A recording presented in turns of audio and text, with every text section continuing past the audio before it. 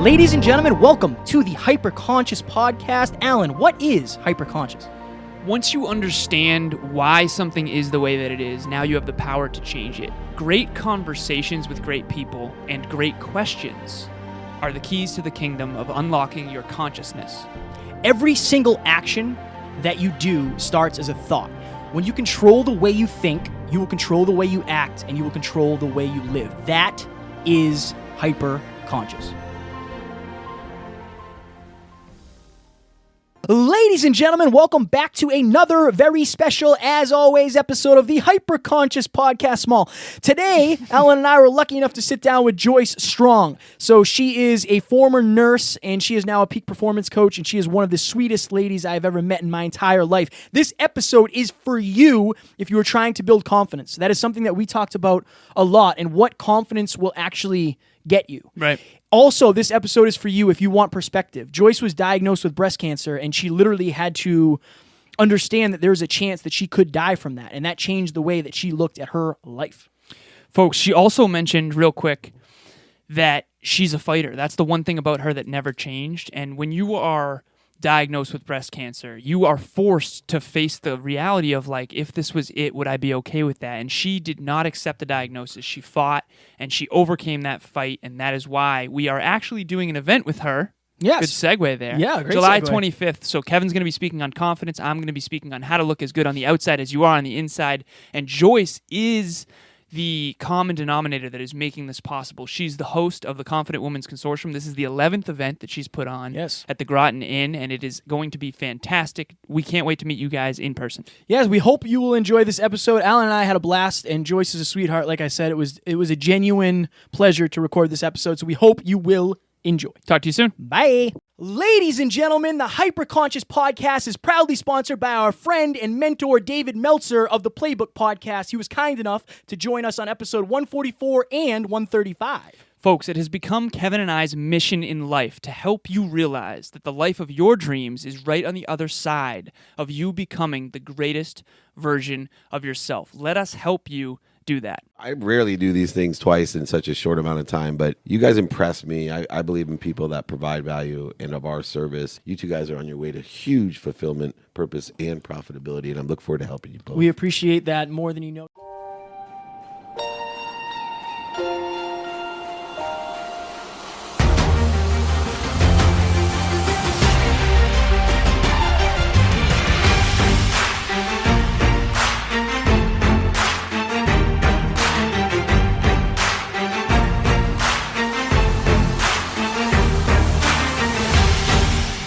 Ladies and gentlemen, welcome back to another very special, as always, episode of the Hyperconscious Podcast.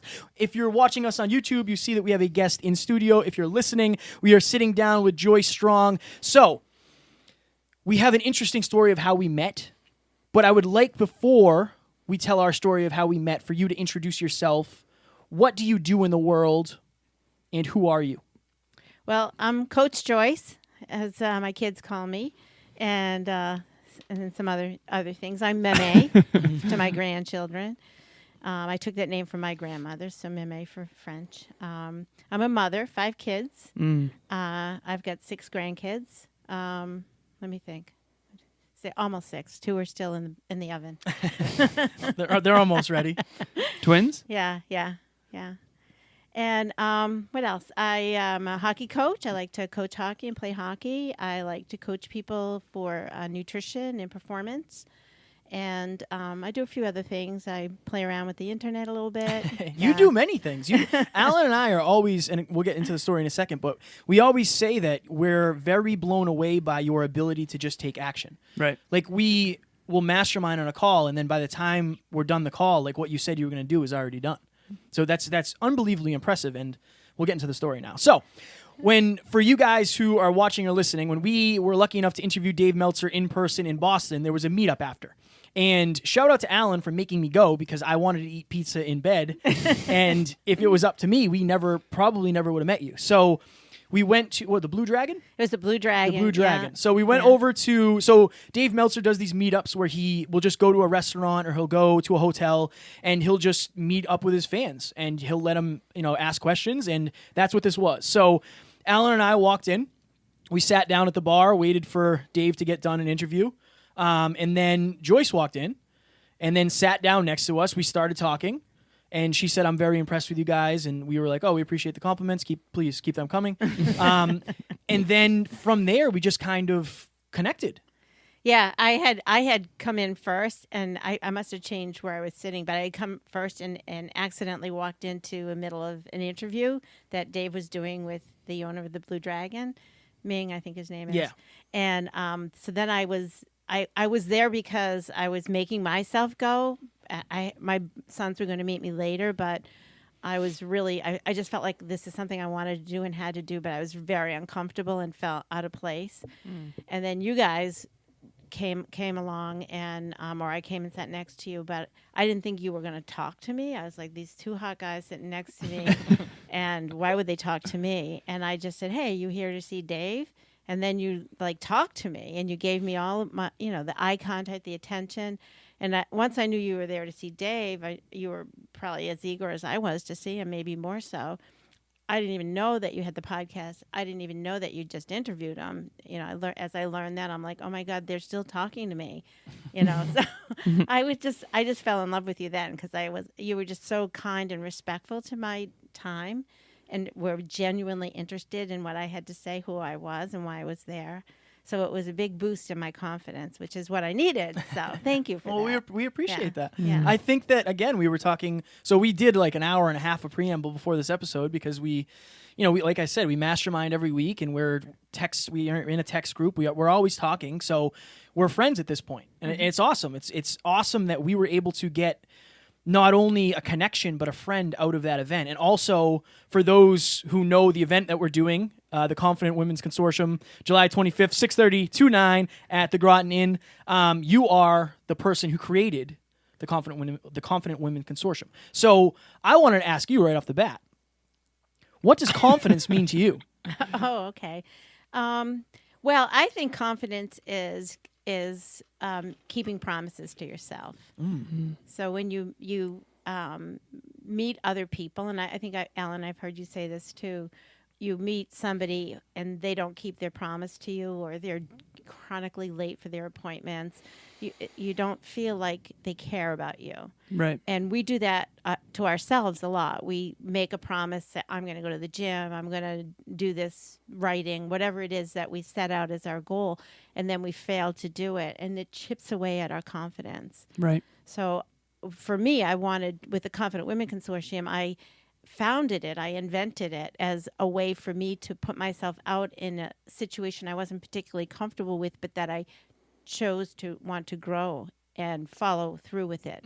So once I put it out in public and made it a thing, I locked myself in. So that's kind of me with coaching as well.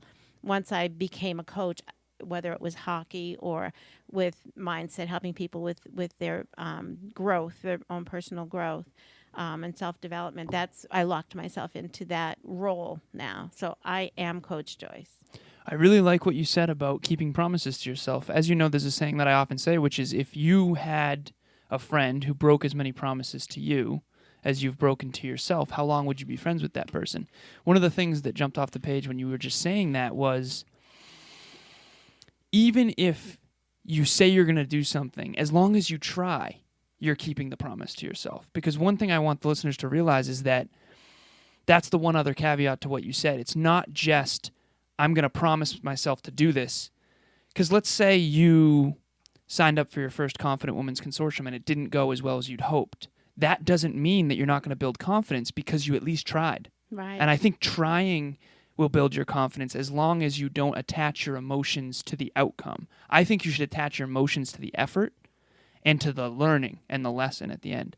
One of the things that I wanted to ask you in the preamble, so you had given Kevin and I some feedback about our level of confidence, and we talked a little bit about the drive to 5, and one of the things I wanted to ask you was, what do you think is the primary reason that other people lack confidence? Could I ask you a favor? Yeah. will you explain for our audience the Drive to 5? Because I know a lot of people know that, but I had heard it and I didn't know what it was. So I'd love people to know what that means. Do you want me to do the 0 side? Yeah. I think you should do the whole thing. Okay. Yeah, All right. I think you're great at it, honestly. I appreciate that. All right, so picture this. This is a scale, or we'll just make it like a picture. Okay, on the left, the number 0. In the middle, the number 5. All the way to the right, the number 10. This is basically a way for you to figure out where you are when it comes to confidence and self-esteem. So at the beginning of this journey, before I was quote-unquote hyperconscious, before I was into personal development and spending time with awesome people like Joyce and Alan, I was a 0. I actually say I was like a -2. So when you're on the low end of the Drive to 5, you lack confidence. You're self-conscious. You don't believe in yourself. You're afraid to get out of your comfort zone. You're not willing to get a mentor because you're not willing to take the feedback. You're afraid to take action because you think you're worse than you are. And it's a struggle because in order to build confidence, you actually have to take some action. You have to learn that you're more competent than you realize, right? So that's the low end of the Drive to 5. That's somebody who basically just doesn't have any confidence. They have a very low level of self-esteem, and they're afraid of a lot of things. Now, if you jump to the polar opposite of that, you're at a 10 on the Drive to 5. And this was Alan before he became aware of his actions and thoughts and how they were rubbing people the wrong way. So this person is confident, basically arrogant, regardless of results. So for me, I had to do a fitness show and win to prove to myself that I was capable. Alan had to do a fitness show and lose to prove to himself that he wasn't, the best ever. Right. For lack of a better term. Yeah. So thank you for shining such a good spotlight on me right now. right. So then these people also, they don't feel like they need a coach, where if you're on the lower end, you don't think you can handle a coach. What else? That's a really, really good description. I think the best way to describe it in a nutshell is one person doesn't believe that they either deserve a coach or that maybe they're a little too afraid to get one or approach one, or they're intimidated. Yeah. On the other end, the person doesn't think they need any help. They just think they're awesome by default. One thinks they suck by default, which is not true, and the other thinks they're awesome by default, which honestly is not true either. I think competence must precede confidence, and the only way you will drive to 5 is through taking consistent action, really. Yes. And that's so driving to 5 means bringing your number closer to 5. For me, I had to go up on this scale, and that's through the repetition of getting out of my comfort zone. That's surrounding myself with confident people. That's proving to myself that the story I'm telling myself is incorrect. I can speak in front of a microphone. I can attend a networking event. I can hit on a girl at the gym, whatever it is that you're not confident in. And then for Alan, it was working his way down by doing, what did you do? Like, what are the actual things you did? Fitness shows, every speech that I've done, I ended up doing maybe worse than I thought I would do. Podcasting, basically anything, it's all perception versus reality. So if you're on the 0 end of Drive to 5, you believe that the next rep, whatever that is for you, is going to be worse than it probably will actually be.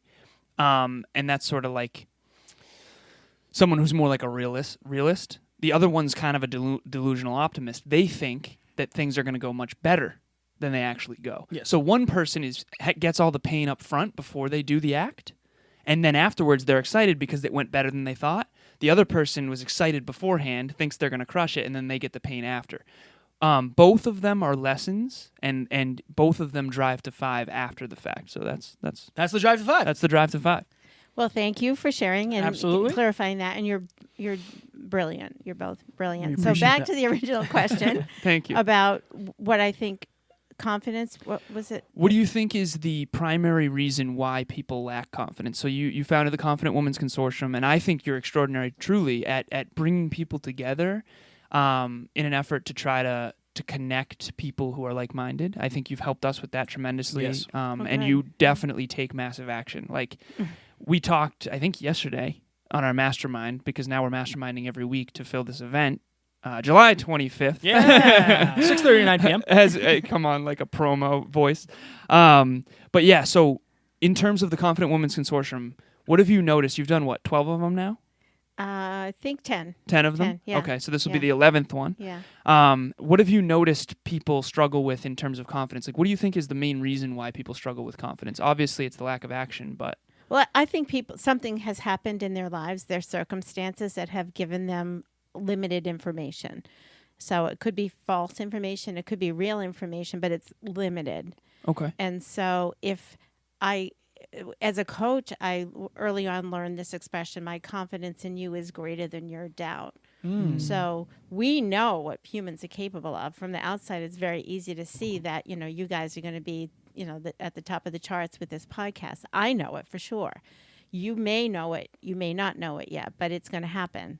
Wow. So my confidence in you is greater than your doubt, because those doubts seep in, and then we reference whatever we need to validate our truth, the story we're telling ourselves. Well, the problem is, like, I am basing everything off of now and my past. You're basing everything off of now for me. If you're my coach, you're able to Right. say, like, you have to, like, let's just say, for instance, you were so confident because you had belief just injected into you throughout your life.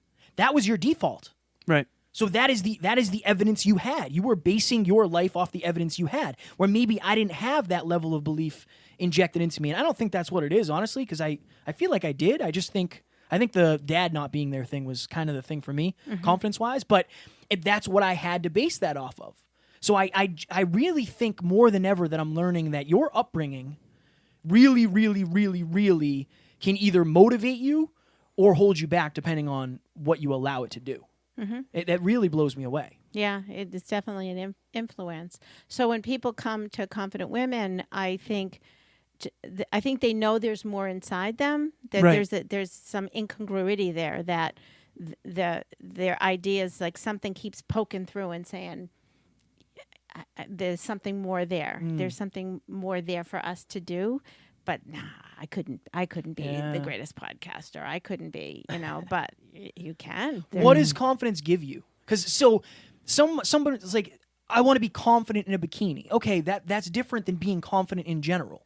So what is Right. confidence actually as an attribute? When somebody says, I'm confident, what does that actually mean to you?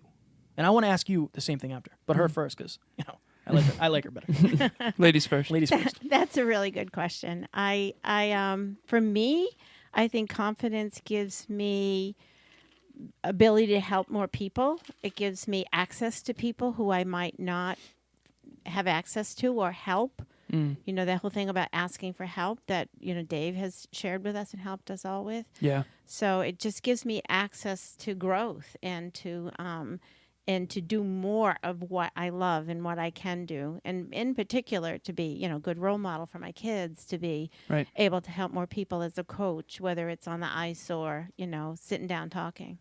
Alan, what is confidence to you? Like, what does it actually mean? And before you say, I was just thinking this. I'm having a lot of breakthroughs, right? Like, I don't know if it's the coffee, it's just hit the system right. But, okay. The energy. Yeah, I think it is the energy. I was telling Joyce before, like, she does interviews. Obviously, you interviewed us for the Totally Well show. And I said, in person is just different. It's more of a conversation because I can read your body language. I can tell when you're done speaking. I can tell when you're getting ready to speak again. It's a whole different thing. I think, so somebody, when we went to the event to see Shauna Pelton speak. Yeah. And one of the ladies there said, you seem like you're a very confident person. Now, I think your ability to judge somebody else's confidence is only predicated on the fact that you lack it in that arena. So if you see somebody up on stage speaking, if you're afraid of that, you will automatically assume they're more confident than you. Right. And I think I just had that breakthrough here. Right. It's like, well, maybe you were afraid to come here and you feel like I was less afraid. So by default, you're going to think I'm more confident than I actually am. So I just wanted to bring that. I don't know if that adds any value to you guys. I hope it did. No, it does. So for the listeners, it's interesting because we always need a benchmark to measure anything, right? So you are inherently, if you see someone on stage who seems completely confident to give speeches, you might tell yourself a story that they're a more confident human being than you, when in reality, what the truth might be, maybe I lack confidence in specifically speaking on stage, and that person probably has spoke on stage far more than you. Right. Just like at the gym, if you're unconfident at the gym, let's say you're normally a 5 in life on the drive to 5, but in the gym, maybe you don't hit the weight room often, maybe you're at 2, you're going to think Kevin's a 12 just because he's been there thousands and thousands of times. So it's like, be aware of that. Be aware of where you are on the drive to 5 in each arena. I think that's huge. What do you suggest that people do when they're trying to build confidence? Like, what is a good way? Obviously, I'm going to be speaking on this, but I think this episode kind of is all about confidence. I mean, that's the vibe I'm getting, and we'll go with it and see if it changes. But I think a lot of people say, like, I want to be more confident. How would you tell somebody, what would you suggest for them to do in order to actually gain confidence? I think they have to have clarity first. I think they have to understand in what way they want, what thing that will bring them more confidence, or what way. So it might be public speaking, it might be networking, it might be doing a Facebook Live, Right. whatever the thing is that they think will take them to that next level. And then I think they need to set the bar low. Not make it the whole thing. Yeah. So, if you're trying to accomplish, like, building my coaching practice, you guys building your coaching practices, or the podcast, or all those things, you can only take it one day at a time. So be ready to celebrate each little baby step that you make. Right. But definitely action. You got to take action. You can't just keep talking it. You've got to get out and do it. You've got to do something. So I loved when you said, we did an episode on commitment. What do we do? Small talks? Yep. 5-minute clinic? Small talks. Small talks on commitment. When Alan said, what is the difference to you between a want and a commitment? And I said, when you want something, you usually don't tell other people that you want it necessarily. When you're committed to something, you put it on your Facebook. You put it on your Instagram. You put it on your social media. You tell your boyfriend, your girlfriend, your best friends. Everybody knows that you're committed to it, because you know in your mind that if they know I'm committed, I am more likely to actually achieve that goal. So I think a commitment to confidence too, like saying, in this moment, I very easily could just tuck my tail and I could leave the restaurant because I interviewed Dave Meltzer doing an interview. I could just leave. Mm-hmm. But instead, you said, because you're committed to becoming a better version of yourself, I'm going to sit down here and catch my wits here a little bit and see what happens. You very easily could have left if you weren't committed to gaining confidence. So I commend you for that. well, thank you for You're that. very welcome. Yeah. And you had mentioned that you wanted to leave prior to that conversation with us, but you hung in there. Yeah, well, I felt very uncomfortable. I wasn't going to leave because I'm that chin first kind of person. Right. Like, I box myself in and I follow through. So, for better or worse. But yeah, I was extremely uncomfortable. I was like, I wasn't sure how I was going to get through it, but I ended up, talking. I met a few people. I made friends on Facebook, and had a nice email exchange with Brian Sidorsky. I think that's how you say his name. Yeah. So that was like, I and then I got to be friends with you guys. So it was a huge win. Turned out much better than I expected. Right. Never, ever underestimate the power of one networking event or meeting one person. You never know, like, what the collaborations in the future will be. I tell Kevin all the time, like, we've only just tapped the beginning of the compound effect of the allies we've created on this podcast and beyond. Who you fly with is so important. So there's one thing I wanted to ask you. So you mentioned you have to start small. I think you have to think big, but start small with your actions and build. I think that's absolutely huge. And then kind of get momentum. Big things start small. At one point, Amazon only sold books. Okay, so you constantly get outside your comfort zone, and you kind of force yourself to get outside your comfort zone. You mentioned right before this interview that you were nervous. Mm-hmm. And this is outside your comfort zone technically right now. What are people going to get out of that? Like, why do you do that to yourself? And what do you get out of that? Well, what I'm learning is when you get outside your comfort zone, you're as long as you're out of you're in your learning zone and not in your panic zone, something good is going to happen. So it's now more of a compass for me that I'm in the right place. So when I went to learn to skate, I was terrified, and then in a game, and somebody said, "You play D." I mean, just pick up hockey, but I was like, "But I can't skate backwards." Now I can, but then I was terrified. But then you learn. So I was on the edge of my panic zone, but I jumped on the ice and did a shift, and then the next one was easier. So How do you know? So how do you know what zone you're actually in when it comes? I would say like when I was doing all the flying, I was very close to my panic zone of like, but I led with my chin and said, I don't care. I have to do this. Yeah. And I don't necessarily suggest everybody do that because it can be a lot emotionally. And now I have anxiety. I don't know if that's why, but I never had anxiety before that. And you almost got deaded in I Florida? almost got deaded. But how do you know what zone you're actually in? Like, how do you think to yourself, like, okay, and because you're probably also far more likely to like lie to yourself in a certain moment and say like, nah, this might make me panic. I don't need to do this. How do you actually know to figure out where you are? They're not static, right? Those zones aren't static. So you got to think of them as ever moving, ever dynamic, because we're never the same. We have, after this podcast, we're different people already because we've had more time together and more conversation. So it's ever changing, and the panic zone is further away than you'd think, because you're growing. So In real time? You're growing in real time? sure. Because the room becomes more normal. Right. So the beginning of this interview, I just had a breakthrough. Ah, At the beginning of this interview, what was your uncomfortability, 0 to 10? Maybe a 7. And now it's lower, right? Yeah, Because yeah. you sat in it. Yeah. So it doesn't stay. It isn't static. It Sliding, doesn't sliding scale. Sliding scale. You can use that Yes, here. yes. One of the other things that I really wanted to ask you before Kevin jumps in here is You're your good, you're why. good. So like, I was going to say about that. I really Yeah, wanted yeah. to ask what like, okay, so obviously you have 5 children, you have 6 grandchildren, 2 in the oven. Am I Yeah, correct about that? Yeah. You have a lot of people that are in your nest and outside your nest. You have a lot of influence. You've been on this earth for a lot longer than Kevin and I don't mean Watch that your in any mouth, negative way. In any son. negative way, but Happy longer than belated birthday, by the way. Thank you, exactly thank you. right. Which was when was your birthday? It was on Sunday, June 30th. Yes, Yeah. so happy 66, birthday. 66. I feel really proud of that because Yes. I'm a good 66. Oh yeah, Exactly. You ice skate. You play hockey. Yeah. I would say so. Young, energetic, energy, like it's unbelievable. There are some people that I know that are in their 40s that don't have half the energy that you have. Right. So it's Yeah. huge. I wanted to ask you your why though. At this point in your life, what was your why when you were younger and what is it now and how has that evolved? Well, that's very tied into what we were just talking about with the comfort zone because your panic zone gets further away when your why is prominent, right? So Fire. when your ego gets involved, that or your pride, or I know I can learn this, and people are watching. You made it public, so your why plays a big role. So my why now is.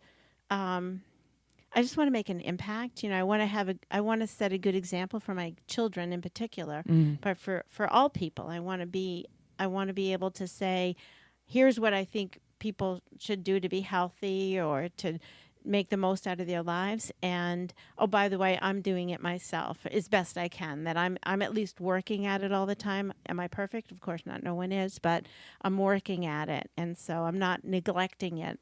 Ladies and gentlemen, we hope you were enjoying this episode where Alan and I were lucky enough to sit down with Joyce Strong. So for our event, July 25th, the Confident Women Consortium in Groton, Massachusetts. Oh, yeah? Alan and I will be giving away 2 free tickets to that event. All you have to do is go to the hyperconsciouspodcast.com, click Join Hyperconscious Nation, and now, as we have mentioned, we are no longer doing the morning minutes. We are going to be doing a Facebook group. We want to connect with you guys. So you have to be part of that Facebook group to get picked, and we'll give you 2 free tickets so you can bring a friend, and we'll hope to change both of your lives. Folks, as he mentioned, we're doing this Facebook group in an effort to do several things. Number one, if you're into personal development and you're new to your journey, a lot of times you feel a little bit alone when you're making that transition, and we want to help you connect with other like-minded, hyper-conscious people. We also want to give you an opportunity to ask us questions anytime. We're going to engage with you. We're both setting the intention right now to stay very, very active on that platform because we want to know what you're going through, the challenges you have, the questions you have,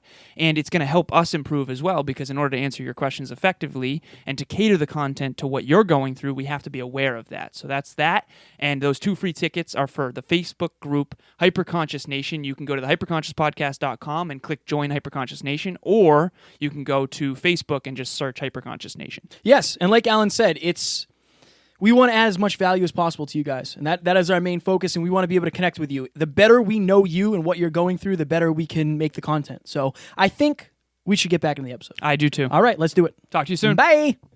You said you kind of got into this frame of mind, into this lifestyle, into personal development, into bettering yourself later on than some people. Like, I know one of the things you said to Alan and myself was, how do you guys know so much? Like, when I was 30 years old, I had no idea about any of this, or not maybe any, but, some of the stuff that you do. What catalyzed you getting into personal development and then coaching and then going to networking events by yourself? Like, how did that all come about? Well, I had 5 kids, my first kid at 30, but I ultimately had 5 kids, and I was a single parent and bringing in all the money to support my family. And I don't know. I mean, I learned stuff. I went to Tufts. I went to Simmons. I got a nursing degree. I did a bunch of stuff. By kind of default, started a business. It kind of grew organically, my medical transcription business. And so I just had my head down. I was just kind of like you guys have talked about. I think more you, Kevin, talking about when you were just working to work and you were just concentrating on bringing the money in. Yeah. And I had these mouths to feed. And I was out of a relationship at that point. My children's dad, got out of that relationship. And I just really... I think I was just in so much pain and so scared. I just needed to have enough money to feed the kids and just keep going one more day. And one more day turned into one more year, and just kept going and trying to find relationships. I was still, fairly young, and then just giving up on that because I was failing at relationships, and at least the relationships didn't work out. And then I got breast cancer. So that wasn't good news. I still had young kids, and but my oldest kids started to get old enough to give me feedback, and and start to set some examples for me. So that kind of just snowballed into, wait a minute, I'm a nurse. I have all this training, all this knowledge, but I wasn't doing anything with it. And then getting the diagnosis with breast cancer, I thought I was going to die. What's that like? Like, I've never experienced anything remotely close to that. I don't think I've experienced it even levels away from me in family members or anything. What is it like hearing that, like, okay, this is something that you have now, and this is going to change your life forever? It's frightening, and especially because at that time, this was 2004, the knowledge was not, it's better now, but still it's very vague. You think, we're in Boston, in the mecca of healthcare, but there's a lot of controversy about what exactly was going on when you hear that word cancer, and a lot of different kinds of cancer. Right. So even as a nurse, I was very undereducated and misinformed, and so I just felt like I was going to die, and I was thinking of who's going to take my kids, how and then I just got mad, and I was like, I almost said a bad word, but I just You can say whatever you want. I just decided that I'm going to fight and I don't want to die, that there's got to be more to life. And then I was like, well, I should learn how to play hockey then. I mean, it just came to me that I should now become a hockey coach, and I should just, all those things that had kind of been suppressed in me that I couldn't do, that because I was a girl, Right. because I was an adult, I can't play hockey, I can't do these things, whatever it was, all of a sudden became almost my defiance, Well, it's, you couldn't do them because you wouldn't allow yourself. That was a story you were telling yourself. I didn't believe I could. Right. And then now it's, guess what? You'll never do those if you don't. I'm going to die. What do I have to lose? So Right. might as well. Right. There's nothing to lose. I know you want to jump in here. So Tony Robbins often says this. He says, when do people really start to live? After they, come into contact with potential death. Yeah. Yeah. There might be a country song about that. Live while you're dying. Live Oh, like you're yeah. dying. Tim McGraw? Maybe. Yeah. I wrote I don't know it. I don't know country enough. I went skydiving. I went Rocky Mountain climbing. I went 2.7 seconds on a boat named Fu Manchu. Okay, that's the song. And there we go. I had the car accident. He had the suicide moment. Yep. I do think that any sort of brush with death of a loved one, death of a pet, death of oneself, between being jumped by a schizophrenic and then that car accident, and my father passed away when he was 28 in a car accident. I was 26 when I got in mine. It just shakes the snow globe of life and makes you question the way you're living. And it really does free you. I think so many of us are trying so hard to hold on to what we have. Yeah. And we're living in fear of losing and loss because we've all lost and been hurt, that we're like not maybe shooting for more. If you don't try, you really don't have to fail. And you don't have to get hurt, but you're also not going to experience the full breadth of life, you know? Well, you get a new story. Like, you're telling yourself a story for your whole life, and then your story changed overnight. Right. My story can't be that. It has to be, what if I die? Yeah. Am I going to... You got to reverse engineer regret in a moment. Yeah. You were able to say, would I regret the way I lived if this is true? If this is it. And I think I'm so glad it didn't take you. Right. You know, F cancer. I won't say Yeah. the full word. But because now look at you. Look at what you're doing. You play hockey now.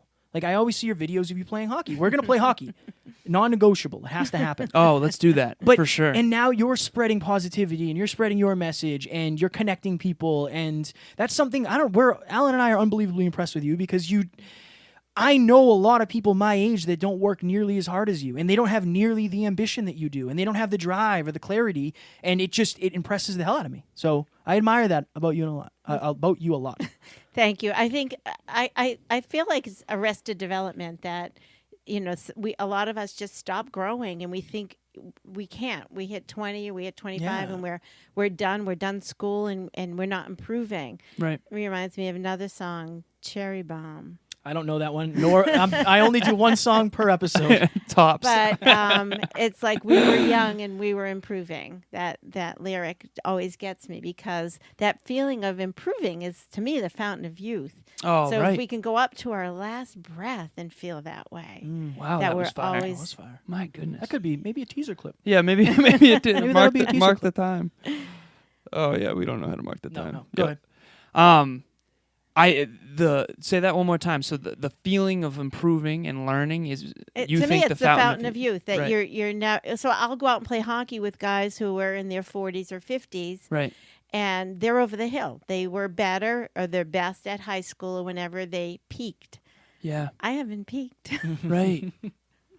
What do you attribute the biggest?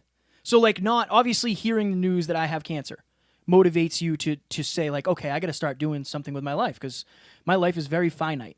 But when it comes to habits or personal development or books or people, podcasts, like, what has made the biggest shift for you? Well, I always liked learning, but now I'm seeing the impact on what I curate in terms of my friends, my associates, people who I choose to be around. For so long, it was like whoever was on my kids' hockey team. Yeah, That's who I spent right. time with. Right. And now I have choice. I didn't even know I had choice. And then how I want to apply it. So I will, every morning I start off with listening to a podcast, usually the Hyperconscious I think podcast. we appreciate Oh, that. we appreciate you very, very much. Please subscribe and share. Yes, please. But because of where we have this self-development in common, so personal development. I heard that self-development was a good keyword to use. So I wanted to Was or toss- wasn't? Is. Okay. Interesting. So anyway, I think we have this in common that we're all really fascinated with it, Right. and then being able to apply it. So I reverse engineer, or I heard another term Peter Attia used, backcasting.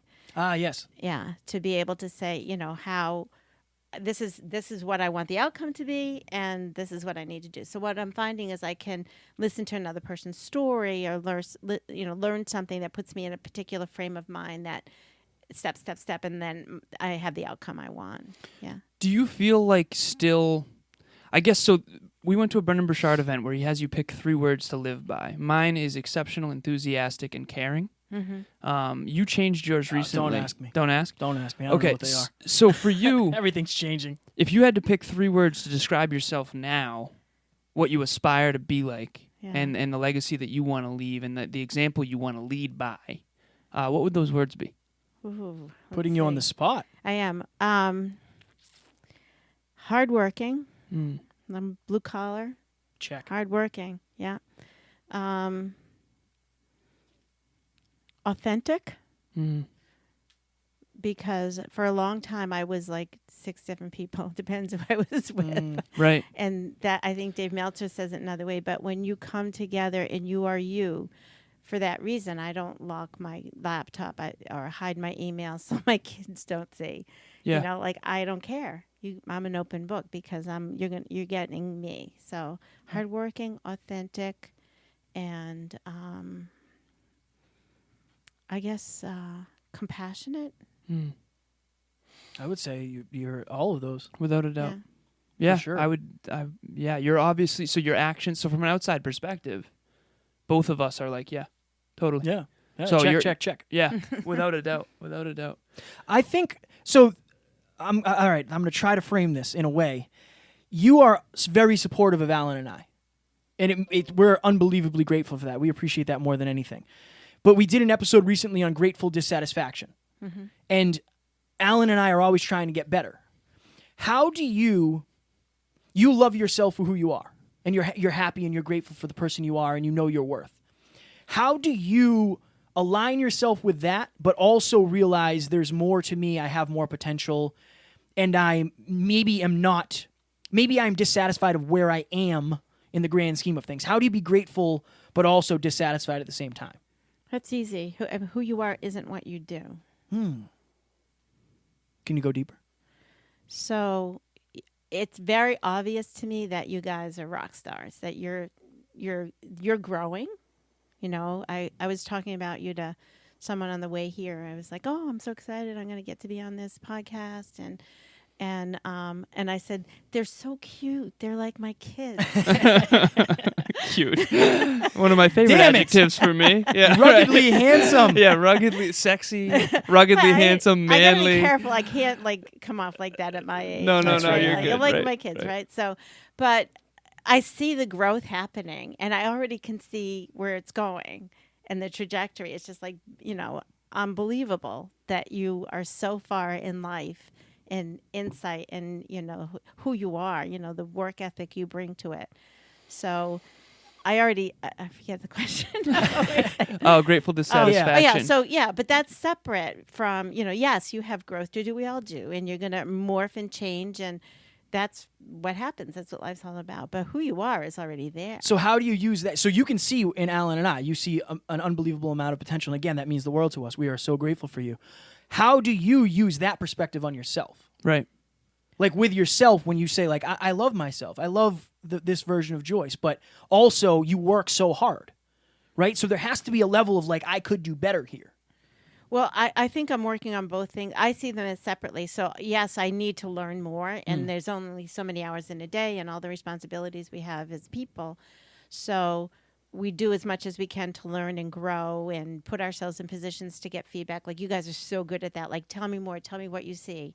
And you'll digest it and synthesize it. I wasn't always, but I appreciate that. We did that right before this episode, We by did, the way. yeah, I yeah. appreciate the bird's eye view is very valuable. And that's what coaching's all about. It's you don't need it. Nobody needs a coach. Right. You want a coach. You want a coach. We Yeah. all want to be coached. Right. Because we want somebody to help us. Because coaching is, really, We all have blind spots. Yeah, Yeah. and it's really about listening to us. But the other side of the coin is I am like you, also trying to get better at loving myself, because I still have old tapes, old scars, that things that never really go away. They're always. It's like that gremlin. Can you give us an there. example of one? You don't have to if you don't want to, but I do think it will help. I think the listeners all have these same recurring patterns of, I can tell when I'm reverting. Yeah. For me, usually it's like in a room where people are drinking or whatever. What's one for you, like a gremlin? Well, just look at the time I grew up. So I graduated from high school, Somerville High School, Somerville Highlanders. So I was a cheerleader. Right. Okay. Why didn't I play football? Why didn't I play hockey? I got to skate with a bud who in Somerville who was on the hockey team and went to BC, and I'm like, I'm a better skater than you are. Like, but There's that drive to 5. Taking action will give you the perception that's more true. Right. he's a better player, but I was legitimately a better skater. Right. I said, can you do this? And he's like, no, you don't need to do that. So, but why didn't I play hockey? I couldn't. Girls didn't play hockey. girls didn't play sports. Not Conditioning, many of them. yeah. So I grew up in that time frame to believe. Even my dad said to me, "Why should I send you to?" I went to college out of rebellion. Why should I send you to college? You're just going to get pregnant, have kids, and do nothing. Just be a housewife. It's a waste of money. Jeez. You know, that's what the message I was told. So I went out of rebellion, but I was never comfortable with it. It was just because I'm.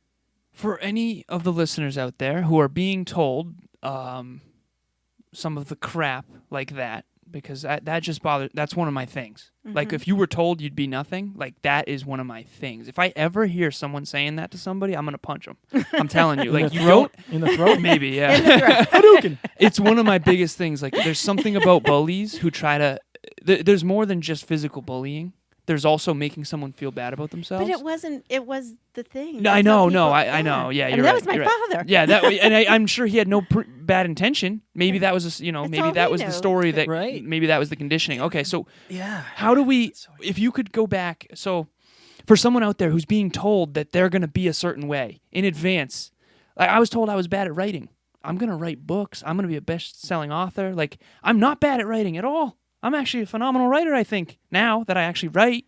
But I was told I was good at math, and I did more math, and now all of a sudden I'm good at Takes math, right? So practice, it's a right? self-fulfilling Yeah. prophecy, right? So for any listeners out there who are being told some sort of BS story about what they should be or are supposed to be or ought to be, what do you say to them? Because maybe you, myself, and Kevin realized this a little too late. A little later than we could have. Let's just say that. Well, it's never too late. Right, First of all, right. So it's Yeah. never too late. When you do realize it, but ask questions, challenge it, because people tell you people come at you so dogmatic. Right. And so being able to say it's why is that? Why do you think that? Where's your proof? So challenge it. Right. Dogmatic. I have a question. Dogmatic means like old information that is not innovative. What is dogmatic again? Yeah, it's kind of the way our medical system works these days, where doctors are taught facts, Right. and you memorize the facts, and then you stick with it. So Facts that aren't necessarily facts. right, they're Right. not facts at all. Okay. It's you memorize this, and then you.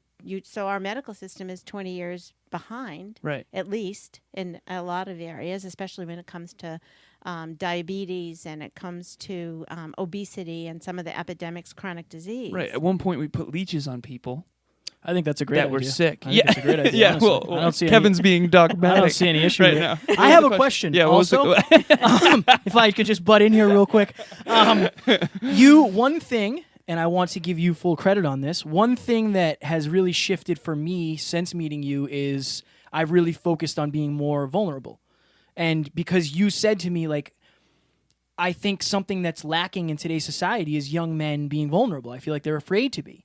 And that is something that I've worked on in my relationship. I've worked on this podcast. I've worked on in my life. Like calling my dad on Father's Day was me being vulnerable. All the things I'm doing are me being vulnerable. What is vulnerability to you? And why do you think we need more of it in this world today? I think it's not about just telling everything. Like that drives me crazy when people just want to tell you everything and they think they're being vulnerable. It's really, I think, getting back to being authentic, with being honest with yourself about who you are, and if there are shortcomings, if there are things there that need to get worked on, with being willing to address them and talk about them appropriately to the right people, for sure. What do you think the importance of that is? So what is the difference between you and I communicating and you and I communicating with both of us being vulnerable? I think I think with vulnerability comes oxytocin, comes bonding, some human connection that For sure. brings us together. And I think that's important for survival. I think that's how we build our tribes. And I think it's growth, because when you become vulnerable and think about it, on the way here, I had the conversation about Joyce. Who's your target? Is your target of people that you want to lose weight, or the clients? Or maybe your target is the doctors who would refer them. Who are you talking to? When I say target, I mean, who am I messaging to? Right. And so if I just got defensive about that and said, especially if I had dumped a lot of money into Right. advertising or marketing in one direction, and someone's saying, shift this way, it could be frustrating and I might not listen. So putting my ego aside and just saying, tell me more. What do you see? And then being So- a student, not a follower. Yeah. So like, make sure everything you do is the result of your own conclusion. Because in my mind, it's like, how do you know? Okay, so Kevin's touching his watch. Sorry, man. No. How do you know when wanna to frame it. hold your ground versus when to take advice? I think that's one of the most important pieces that we can give to anyone. It's who are your influences, and then who are you getting advice from? Because I see a lot of people suffering because they go to people for advice that, quite frankly, don't have any results and don't know what they're talking about. If I'm honest, it's like, especially when it comes to fitness, I see this all the time. You're going to someone who's out of shape, like they don't know the answer that you're seeking. Go to someone who has the result, because at least then you know that they have the answer. Yeah. How do you make sure that you get feedback and you're vulnerable to do that, but also that you stay firm with a belief system that you really know is authentic to you? I think that's where your gut, your brain goes beyond what's inside your skull. Right. There's a whole nervous system that talks to us and tells us, So when I go, often, like if I go to an emergency room or something, and when I go to doctors and I see them sick, I don't believe them. Right. I don't. Their dogma goes, right over my head. Now 40% of doctors are overweight it's in this country. Yeah, Yeah. we should be paying attention to that and Right. say, why am I listening to this person who is telling me in every cell in their body that they, Right. Because they know, They quote know, unquote. yeah. They know. You Well, have the science and you have the Degree. learning and the they've got the degrees. initials or whatever to Right. believe them. So I think really listening to your gut and being truthful with yourself, so that you can assess is this, and being open to hearing it. That requires confidence, which you just described. I realize that requires self-esteem. Yeah. In order to really believe in your gut over a doctor's advice, that would require quite a bit of self-confidence. Yeah. That's another benefit to self-confidence, for sure. Yeah. I love that. But you also have to be humble enough to know when the doctor's right. Yeah. And that's the dance. That's the Or to even hear the other side. Right. I really love it when I hear people say, especially when they host somebody on their podcast who disagrees with them. I've seen a few of those. right. And they're great because they're arguing, in a way that's sharing information, but they're definitely on the other side, and they at least want to hear, how did you come to that conclusion? Right. Right. Yeah. Well, that's important. That's important. That's an important part of communication, is being at least trying to see it from the other side. Maybe I will not see the picture like you do, Yeah. but at least let me see the parts that went into it, the colors, how you Like, the how brush did you strokes. engineer that? Right. conclusion? That's so Yeah. important. And Yeah. both parties are going to come out with a clearer picture. Yeah. That's Right. the interesting thing. Right, because That's you're why getting yeah. you're getting two pictures. Okay, so Yeah. we are coming up against the clock here, and I want to make sure Joyce can plug away where people can find her and how amazing she is. So Alan and I both have questions that we ask every guest. My question is this: what do you hope to accomplish before you die? Unlike most people, many people, you actually had the chance to ask yourself that. What did you come up with, and what is it now? Has it changed at all? I think I'm pretty much doing everything that I want to be doing. I want to stay healthy and just keep doing it. So I don't have any huge aspirations. I want to obviously be able to support myself and those kinds of things and continue to do. But I think I'm in the right direction, in the right general area for where I want to be. I want to spend lots of time with my kids, my grandkids. And stay healthy. I want to live long. I really love this longevity push that's going on now in the medical field, and I want to be part of that. I believe that when knowledge meets experience, it creates wisdom. You are very wise. I really appreciate that, and I appreciate you coming on the show for that. So for my last question, I wear this around my neck. It is the North Star, and it is the brightest star in the sky. And I have that saying that we cannot see the stars during the day. They're always there, but sometimes it takes the darkness. Sometimes it takes the darkness to see clearly that which we simply could not within the light. I recently went through an emotional time yesterday, and I think breakthroughs are honestly sometimes on the other side of when we're in a deep, dark hole. Emotionally, we notice things that we normally wouldn't. So this North Star is a guide, and it's unwavering, and it doesn't change. So you've been on this earth for 66 years. You've obviously grown, evolved, and changed a lot. But what about you never changed? That's a good question. What about me has never changed? I have 2 older brothers, a younger sister, and I used to have to walk to keep up with them. We'd walk to church on Sunday, or we'd be fighting in the house and chasing them around. And there was something about me that was always a fighter and a rebel. Like, I punched somebody in the face in hockey. Yeah. It might have happened. And he deserved it. But yeah, that determination in me, that fight, not in a bad way, but just determination.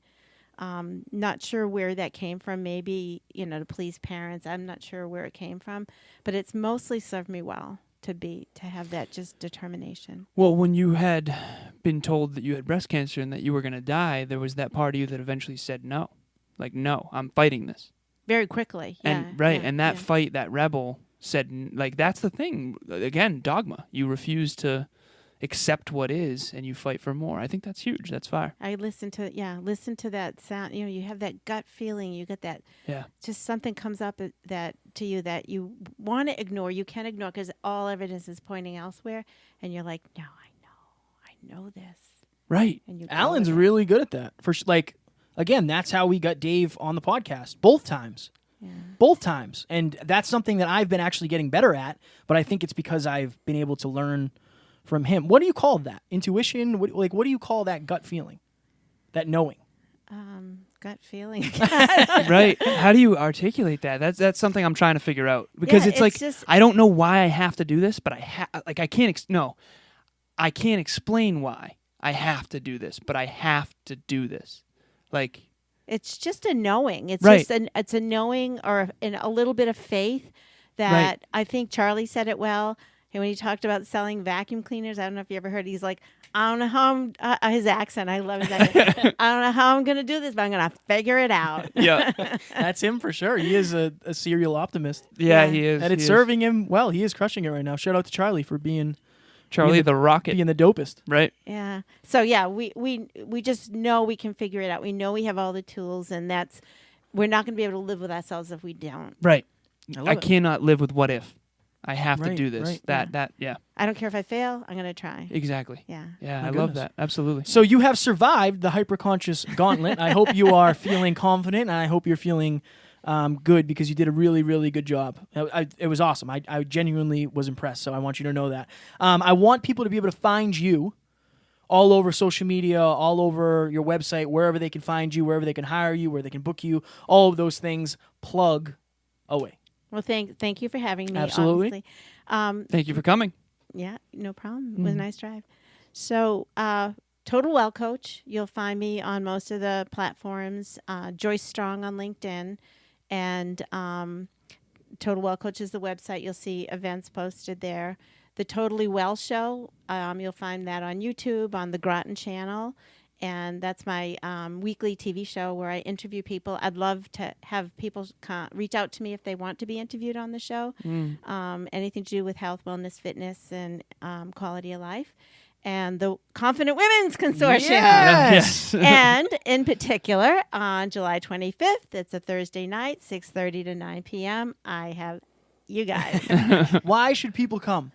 People should come if they want to learn how to cultivate confidence, because we have an expert on that. And we want people to come to learn how to, which I love both of these topics, how to look as good on the outside as you are already on the inside. Exactly. So really having, you can't judge a book by the cover, but how we look really does speak to who we are. Right. So putting those two things together, men, women, please come because it's for everybody. I noticed we already have some guys signed up. Yeah. And I think I had said to you both when we first met that that's an area I'd like to give more help to. I have 4 sons, and so I think young men could really benefit from having you as models. I think, honestly, so Alan and I went to Lori Harder's event in Boston, and there was 200 or 300 women and me and Alan, and I think there was 1 or 2 other men. Yeah. And I think that is confidence right there. Confidence is knowing that when Alan and I walk up and people realize we're the ones doing the speech and there's women in the audience, this is the Confident Women Consortium, they might be judgy for a second. Well, I told you somebody reached out Yeah, yesterday and yeah. said, I don't mean to be snarky, but what do they know about confident Yeah, women? right. Right. So, and I think that's important. I think it's important that it's not just because I'm a man with tattoos does not mean I don't maybe struggle with the same things that you struggle about when it comes to confidence. And also, I think being vulnerable enough to get on a stage in front of women can show other men that, like, I think it's cool. I genuinely do. And plus, men have such a huge influence on. I mean, look at what my dad said to me. Right, You don't think right. that affected my confidence? You're preparing yourselves to be better fathers if you ever choose to do that, because this is generational confidence. This is going to be passed along further than you realize. So, I think I've learned more from women in the last 2 or 3 years than I ever have the rest of my life. I have women clients. I have women mentors. I grew up with women, but I don't think I fully understood the way they think and feel to the extent that I do now. And I think it's helped me tremendously. And I know it's going to help me as a father, as a person, with compassion, warmth, love, empathy, and also in my intimate relationships. I know for a fact I'm just far more equipped. So if you're a man out there, come to this event because you're going to learn so much from women that you don't realize, because there's a whole nother way to think and way to feel that at least you can understand and relate to and then leverage in your own life. There's a great quote, super fast, and then we'll go. Won't be. No matter how thin you slice it, there's always two sides. I know now, after studying masculine and feminine energies, that I'm a very, very masculine energy, even though I grew up with women. And I needed to understand the other side in order to be a whole, balanced human being. That's it. Yeah, I just want everyone to come to the Confident Women's Consortium on July 25th. Seriously, though, it's going to change your life. and I hope we've dispelled the myth that this is like all about. Somebody said this to me too. There's about a bunch of women talking trash about guys. Oh, no. No, it's not even remotely that. No, It's no. not anything like that. This is really for everybody. It's just a low key, have a nice, delicious meal. It was is. delicious It was meal. amazing. Yeah, and a beautiful spot, and spend time with just people who want to get better themselves or have something to give. It will. We took some B-roll footage of Kevin walking around the place. Jacked. Yeah, for sure, for Yeah, sure. too. Jacked. But it's gorgeous. It is. was so much more than I expected, and that's awesome, because a lot of times marketing says something's better than it is. This is not that. This is the opposite of that. This is going to be better than we can possibly market it. I'm telling you. So yeah, excited. come enjoy Did yourself. you hear that, Grottinen? Yeah, right. So what I've been doing lately with the guests that we have on, what is a short thing, 10, 15 seconds, like a short blip, a short maybe motivational, inspirational thing that you would give, and this is a new thing, that you would give to yourself, to the version of you that needed inspiration or motivation in that moment? Just like a short thing.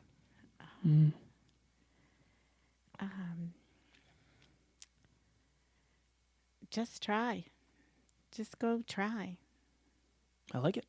That was a vulnerable moment for you. Were you talking to your old self right there? And myself now. Right. Yeah. Just go try. Yeah. I just love go it. Try. You try. Yeah. I see you trying. You try harder than most people that I've ever met. So I appreciate you coming on. It was fun. Yeah, It was fun, but I enjoyed, you. like I told you before, like this, I just want certain ones to be conversations. This was a great conversation about who we are today, why we are who we are today, how to get better, and this is what Hyperconscious is all about. Aw. And Feeling the love. I want signed copies of your books. Oh, of course, of course. I books remember, that- don't forget. that don't I exist knew yet. you then. I knew you back when. Right. We will never forget. We will never forget. Hey, Of course not. Those books exist. Well, Alan's Right. existed, and then it didn't anymore. My book will be done before Alan's. I don't even know the name Well, of it. they already exist. That's true. Right. That's true. Right. Anything you want to leave listeners with, Alaz? I think getting around people who are older, and I don't mean that in a negative way, I but don't they're take it wise. that way. It's so I have so many mentors now that are so far ahead of me on this life journey, and I've learned so much. And there's something different about it. Like you've spent 66 years on this planet. Like, we couldn't possibly know all the things that you know. And I think that, asking the right questions to older, wiser people is going to change your life if you're out there. So just do that. That's the only thing. Ladies and gentlemen, if this episode added value to you, please subscribe and share this with anybody that you think it would also add value to. And that was Joyce Strong. Thanks for coming on the show. Thank you. Thank you. Bye. Talk to you later. Ladies and gentlemen, we hope you enjoyed this episode where Al and I were lucky enough to sit down with Joyce Strong. Up next, we have a very special 5-minute clinic on the word support. So support can mean any number of things, but I talk about supporting somebody when they need help. Like, how do you actually support somebody? It's not always giving them advice. Sometimes it's just giving them a shoulder to lean on. Sometimes it's just listening. Right. Support comes in many different ways, and when you know how you like to be supported, that helps. And when you know how the people around you like to be supported, that also helps. The one thing I want to say, too, is it's important to understand who to go to for support. You want to go to the people that have the results in that specific arena. You don't want the blind to lead the blind. To be very careful who you take advice from and who you go to. Make sure they're not judgmental. Make sure there's someone who loves, trusts, and who you care about, who you love, trust, and care about, and they care about you. That's important. Do not miss this episode. It is dropping Monday, and we will talk to you then. Talk to you soon. Bye. Ladies and gentlemen, thank you so very much for listening to another episode of the Hyper Conscious Podcast. Going hyper-conscious will absolutely change your life, because if you understand why something is the way it is, now you have the power to change it. If you going hyper-conscious with us has changed your life in any way, please share this episode with one of your friends, because the more people that go hyper-conscious, the better this world's going to be for everybody. And if you would kindly leave us a 5-star review on iTunes, that would help us make more people hyper-conscious, and we would be greatly appreciative. Thank you. Bye.